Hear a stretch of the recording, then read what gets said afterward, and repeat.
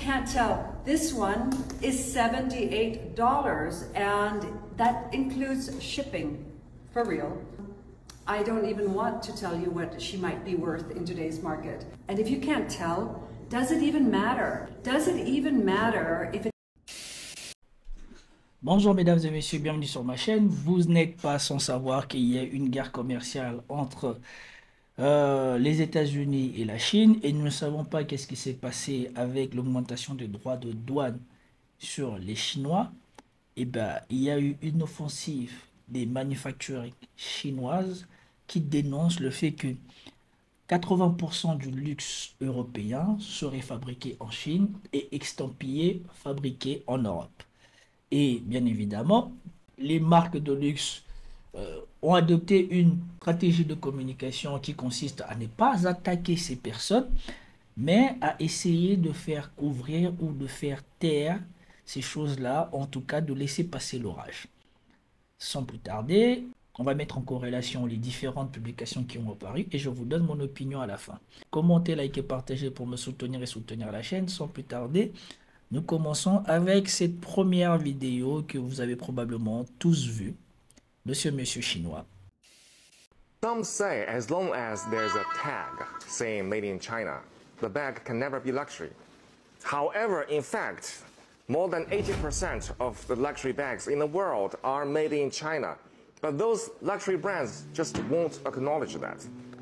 They take almost finished bags from China factories back to their own factories and just do the repackaging and logo installing, something like that. That way, the bags will appear at their boutiques as made in Italy or made in France. You know, those sophisticated European countries, which make you feel mysterious, royal, and thus luxury. Now, close your eyes. Let's just do a little, very easy experiment in your head, okay? Imagine that you have an Hermes bag, and suddenly the label on it changed from made in France into made in China, while everything else, like leathers, zippers, and hardware, remain the same. Do you suddenly feel that your bag is not as luxury as before? If you do, that means you have been misled and poisoned by the market campaign of those luxury brands for too long. Welcome to the real world. Now you see, those bags are made in China by our intelligent and diligent Chinese artisans. Let's not be poisoned and misled by the market campaign any longer and be a real person. Buy a bag from us, from our factory in China, see the real world for yourself. Voilà. Et donc, ça, c'était la présentation de la politique de ces différentes marques de luxe.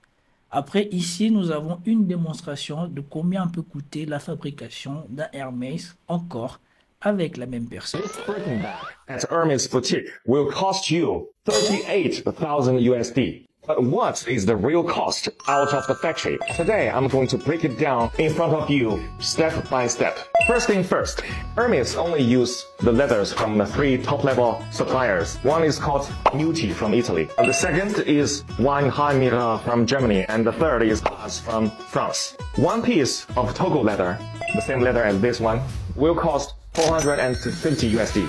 And one piece of the leather is only enough to make one Birkin, okay?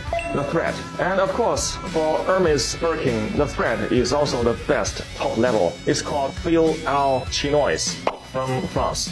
This is actually the Rolls Royce in thread. For each bag, the cost is 25 USD. And then the hardware. See, this hardware is called 316 hardware. It's also known as the ocean stainless steel because it can withstand the erosion of seawater. It's the best stainless steel. For one piece of bag, the hardware will cost 150 USD. The edge oil. This edge oil is imported from Italy. It's called heat sealed edge oil. For each bag, it will cost 50 USD. The interior lining, it used lambskin imported from France. For each bag, the cost will be 100 USD. And also inside, there is a zipper from Riri brand. The zipper for one bag is 10 USD. And then the cost of human resource. The French artisans is much more expensive than Chinese artisans. To finish one bag, the human resource cost will be 600 USD. The package, this is not that expensive, it's 10 USD. So now to sum those up, the total cost will be 1,400 USD for one Birkin out of factory. But why Hermes will charge you 38,000 USD for one bag? That's because more than 90% of the price is paid for its logo. But if you do not care about the logo, you just want the same quality, same material, you can just buy from us. Because for our bags, we use exactly the same material, same leather, same hardware, same edge oil. The only difference is one, we don't have the logo, so we don't have to pay so much amount of money just for that logo. And second, our human resource is much cheaper. This is why this bag from our factory only costs you 1,000 USD, but even better quality and craftsmanship. Voilà. Donc ici, vous avez les deux vidéos qu'a fait ce monsieur. Et donc maintenant, on va montrer la contre-attaque des marques de luxe et surtout la contre-attaque française qui s'organise discrètement. Ici, sur France 24, il parle, bien évidemment, de Info Intox, ce qui est une rubrique que j'ai déjà trouvée ridicule parce que souvent, ils viennent au secours des Occidentaux dès qu'ils sont affectés. Et donc ici, suivant ce qu'ils ont à dire. Et ensuite, je donnerai mon opinion parce que comme vous venez de le voir, autant dans la première vidéo que je vous ai montrée, il n'a pas vraiment parlé de combien ça coûtait en vous disant juste que c'est de la manipulation, que beaucoup d'entre eux font fabriquer leurs sacs. Ici, il vous dit spécifiquement que Hermès ne fait pas fabriquer ces sacs là-bas. Il dit qu'il peut vous fabriquer un sac Hermès beaucoup moins cher. Mais il détaille que le sac Hermès à fabriquer en France ne vaut pas 30 000, mais vaudrait aux alentours de un peu moins de 1 500 €. Et que ce sac est vendu 20 fois plus cher. Qu'est-ce qui justifie qu'un sac coûte 20 fois plus cher que son prix de fabrication, si ce n'est la croyance qu'ils vous ont mis dans la tête? Info Intox avec vous, Maya Anaïs Yatagen, bonsoir. Bonsoir. La guerre commerciale lancée par Donald Trump continue de battre son plein et la Chine semble avoir mis en place une partie de sa riposte sur les réseaux sociaux. Oui, il s'agirait du secret le mieux gardé de l'industrie du luxe qui aurait été révélé par notamment 7 internautes qui se présentent comme un industriel chinois, un fabricant habitué à travailler avec des marques de luxe européennes. Selon lui, 80% des sacs de luxe européens seraient fabriqués en Chine avant de partir vers l'Europe, par exemple la France ou l'Italie, où les marques ne feraient qu'ajouter leur logo et quelques petits détails et surtout l'étiquette Made in France ou alors Made in Italy au lieu de Made in China, fabriqué donc en France ou en Italie et pas fabriqué en Chine. Il prend dans une deuxième vidéo l'exemple d'un sac assez connu, le sac Birkin, donc un sac Hermès qui se vend pour environ 38 000 $. Et il va expliquer au cours de cette vidéo les différentes étapes qui seraient donc concoctées dans cette usine et voyant les différents prix qui... Voilà, vous avez attendu. Voilà les petits détails sur lesquels il faut être attentif. Je vous ai montré la vidéo du monsieur avant que elle ne fasse sa démonstration et elle ne fait pas écouter ce que dit le monsieur. Le monsieur n'a pas dit que les sacs Hermès sont fabriqués là-bas. Il montre les détails de fabrication du sac Hermès en France. De combien revient le coût de fabrication d'un sac Hermès en France. Et finit en vous disant, je vous garantis que nous pouvons vous fabriquer le même sac. Nous n'avons juste pas le droit au logo. Moins cher que ce qui est, on vous facture en France. On vous le facturera moins cher que le prix de fabrication du sac même. Le sac est vendu 38 000, fabriqué à 1 500 ou moins de 1 500. Et lui, il vous propose d'aller prendre quasiment la copie identique du même sac à moins de 1 500. S'amoncelle et qui arrive à une somme de 1 395 $, très très loin des 38 000 $ évoqués au début. En conclusion, eh bien, il va inviter les différents internautes à acheter directement chez les fabricants chinois. Voilà. Ici, vous avez la méthode qu'ils ont, soi-disant, de débunker les fausses news. Et vous venez bien d'attendre que là, elle a falsifié la publication originale de TikTok de ce monsieur. Ce monsieur fait la démonstration que ce sac coûte un certain prix à produire, est vendu un certain prix et vous invite à vouloir venir acheter une copie identique à l'exception du logo Hermès, moins cher chez eux. À quel moment ce monsieur a dit que Hermès faisait fabriquer ces sacs là-bas? Vous voyez le petit détail sur lequel il joue pour faire de la désinformation et pour vous faire croire que la vérité qui vous est montrée est un mensonge. Qui fabriquerait, selon lui, donc des sacs quasiment réels pour éviter les droits de douane imposés par Trump et surtout pour éviter les marges gigantesques des différentes marques européennes. Ça semble trop beau pour être vrai. Est-ce que ces vidéos donnent-elles des preuves de ce qu'elles avancent? Bien sûr, ça semble trop beau pour être vrai. Alors que nous savons, c'est exactement ça, ce qui se passe pour ces marques de luxe. 25% du prix du sac est égal au merchandising qu'ils font.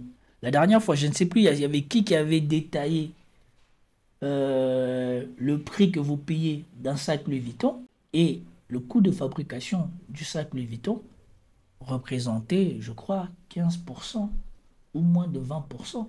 Que le marketing et la logistique, les magasins, représentaient 25% du prix du sac et le reste, c'était leur marge. Mais aujourd'hui, ils veulent vous faire croire qu'on ment. Comme si, pour de vrai, les sacs qu'on vous vend à des prix déraisonnables coûteraient ne serait-ce que la moitié de ce qu'ils coûtent. Et c'est pour cela que j'aimais l'un des personnages les plus francs et les plus intelligents du siècle dernier qui est mort, Karl Lagerfeld, qui disait « Non, nous augmentons les prix simplement parce que nous le pouvons. »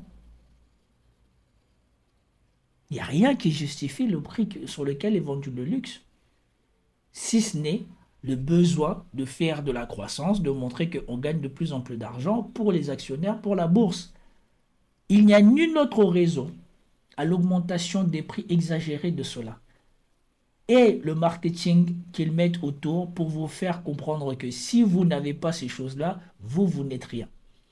Mais, une fois de plus, là encore, ça sera par rapport à ma chaîne Force et Honneur. Allez trouver le lien, allez vous abonner. On abordera ce genre de choses.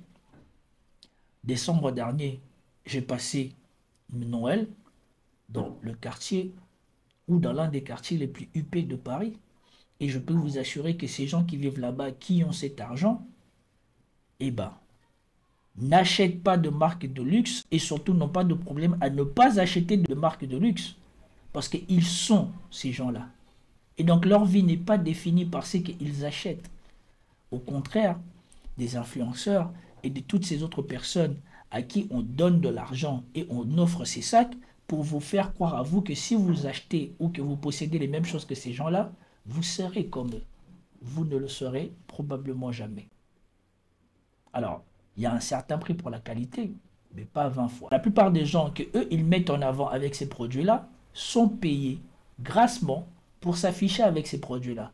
Et le reste, c'est ceux qui ont les moyens de s'offrir les belles choses.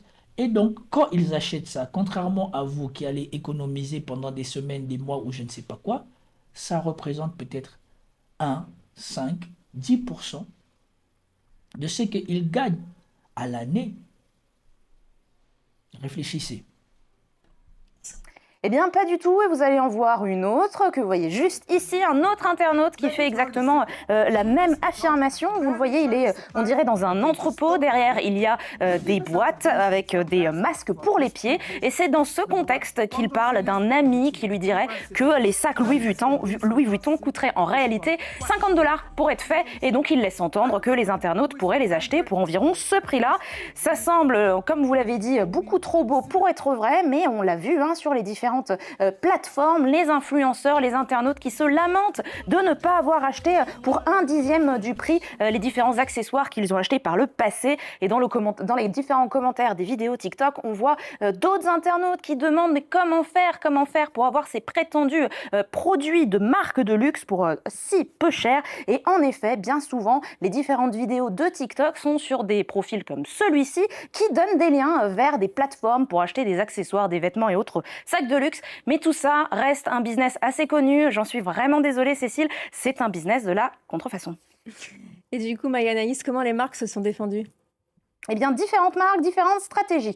Pour cela, regardons une première vidéo qui affirme que Lululemon ferait exactement le même processus, c'est-à-dire fabriquer en l'occurrence des leggings de yoga dans une usine de Chine et les vendrait pour une centaine de dollars, alors que ici, vous verrez exactement les mêmes produits, des vestes et des leggings à une trentaine de dollars. Lululemon a répondu à cette vidéo en affirmant que ce n'était pas le cas et en prônant la transparence, en donnant un PDF avec les différents produits qui ont été, affirme la marque, effectivement produits en Chine. Il y en aurait 3% maximum. Et il y a en effet une certaine traçabilité, pas seulement chez Lululemon, mais aussi dans ces différentes marques de luxe, comme par exemple Louis Vuitton, qui donne donc une traçabilité, affirme qu'il ne fabrique pas ses produits en Chine, mais plutôt en France. Évidemment, regardez le document Louis Vuitton qu'elle affiche.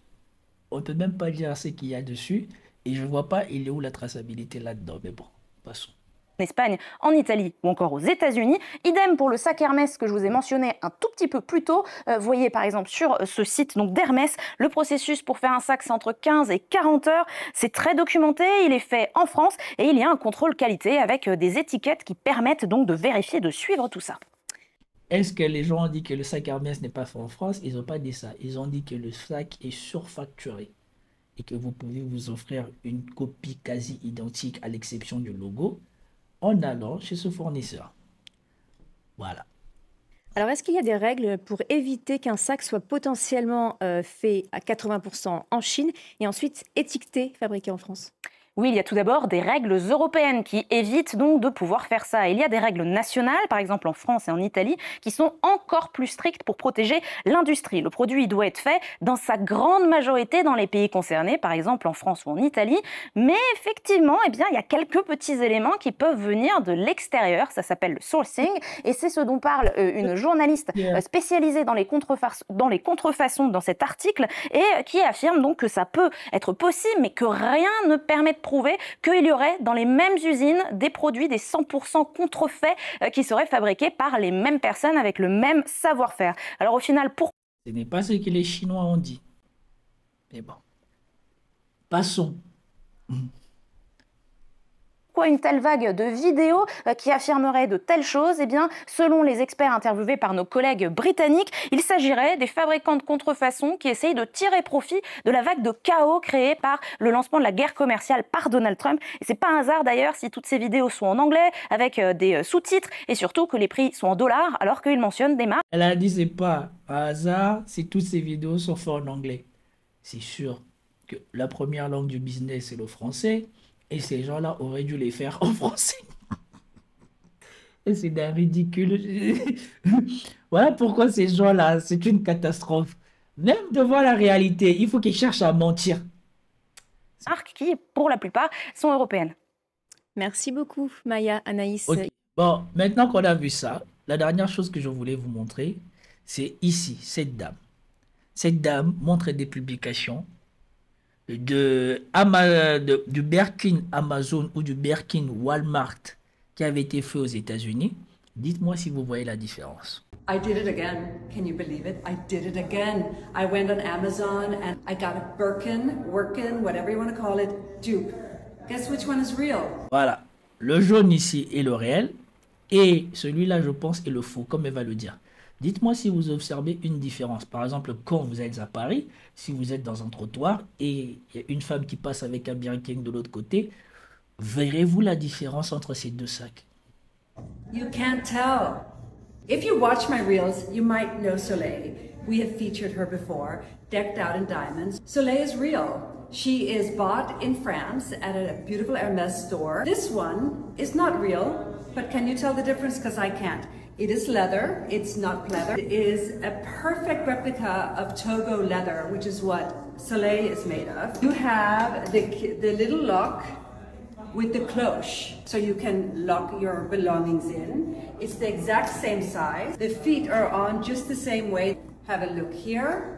There actually is one difference. They've added a grommet on each side and included a strap so you can wear it on your shoulders, which frankly, when I'm traveling in airports, that would be so helpful. You can't see it when the bag is closed. The back The way it is sewn, the stitching, you can't tell. This one is $78 and that includes shipping, for real. I don't even want to tell you what she might be worth in today's market. And if you can't tell, does it even matter? Does it even matter if it... Donc, le faux Hermès coûte 70 $ et l'autre, c'est indécent le prix. Et comme elle dit, si vous ne pouvez pas voir la différence, est-ce qu'il y a encore quelque chose à dire ou est-ce que ça vaut encore l'intérêt? If it came from a store in Paris or you got it off Amazon.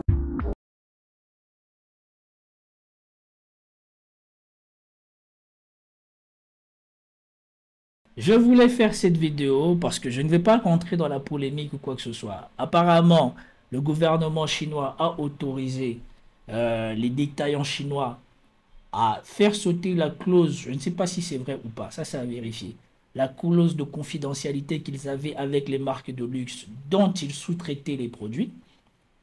Donc, si c'est vrai, bah, je ne sais pas. Moi, mon opinion, c'est que ces choses-là sont achetées pour leur qualité. Mais aujourd'hui, leur qualité ne justifie pas leur prix. C'est le business autour qui justifie leur prix. Ces gens-là ont fait en sorte de publier, de faire du marketing pour montrer que ces choses-là sont réservées à l'élite. On fait des magasins d'exception. Et donc, une grande partie de l'argent part dans l'aménagement et la publicité de ces choses-là. Et ensuite, il y a une très grosse marge qui sont encaissées par ces compagnies. Et chaque année, ils augmentent les prix, non pas parce que c'est justifié, mais parce qu'à la bourse, pour que l'action continue de monter, il faut que chaque année, tu fasses des meilleurs résultats que l'année dernière. Et donc, pour s'assurer déjà de faire des meilleurs résultats l'année d'après, si tu vas vendre le même volume, il suffit d'augmenter le prix de ce que tu vends de 50 ou 100 $. Voilà comment on s'est retrouvé avec des sacs aujourd'hui qui ne justifient en rien le prix qu'elles coûtent et pour un bon nombre d'entre eux ont une qualité amoindrie. Je dis ça, je dis rien. C'était tout pour cette vidéo. J'espère que vous avez apprécié. Si vous avez apprécié, commentez, likez, partagez et je vous dis à plus tard. Peace out.